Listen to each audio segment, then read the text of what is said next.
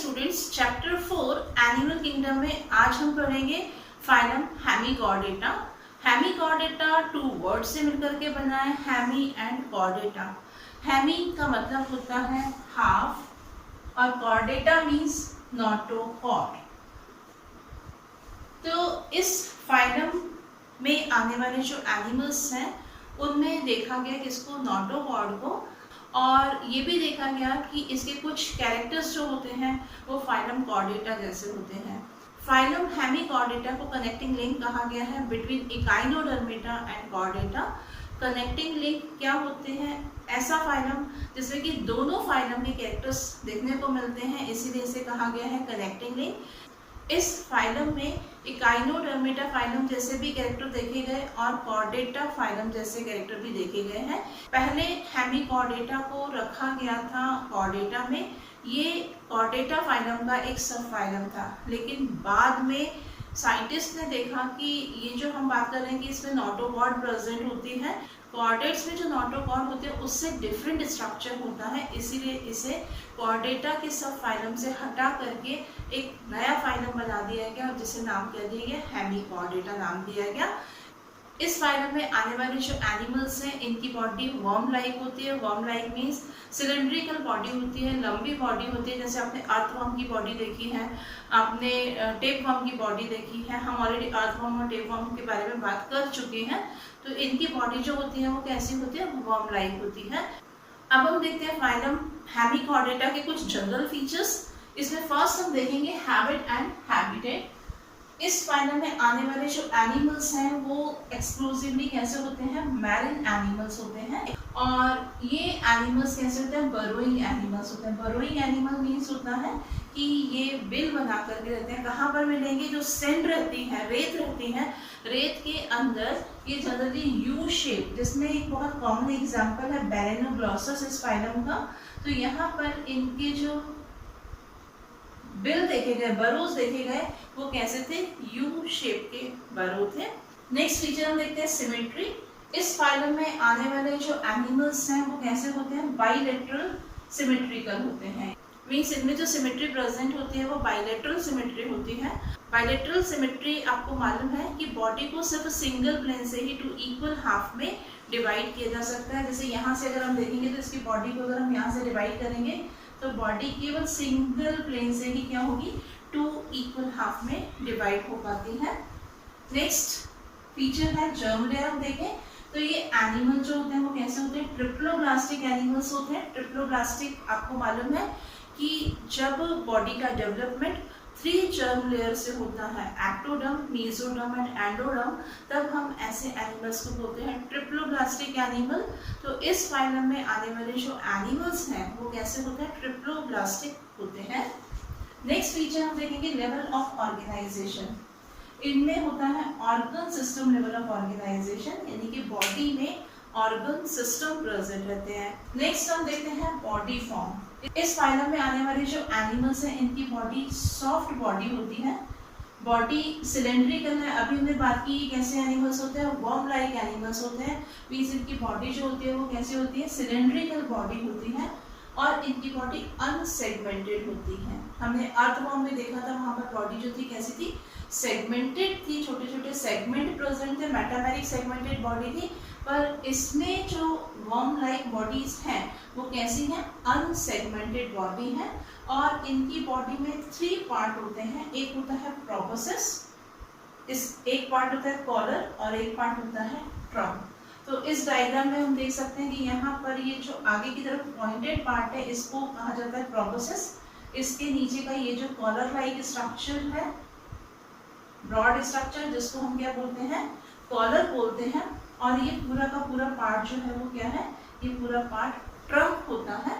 इसमें हम देखेंगे जो ट्रंक है, ट्रंक को 3 रीजन में डिवाइड किया गया है। एक पार्ट होता है ब्रैंकियल रीजन, एक पार्ट होता है यहाँ पर हिपैटिक रीजन, और एक पार्ट होता है पोस्ट हिपैटिक रीजन।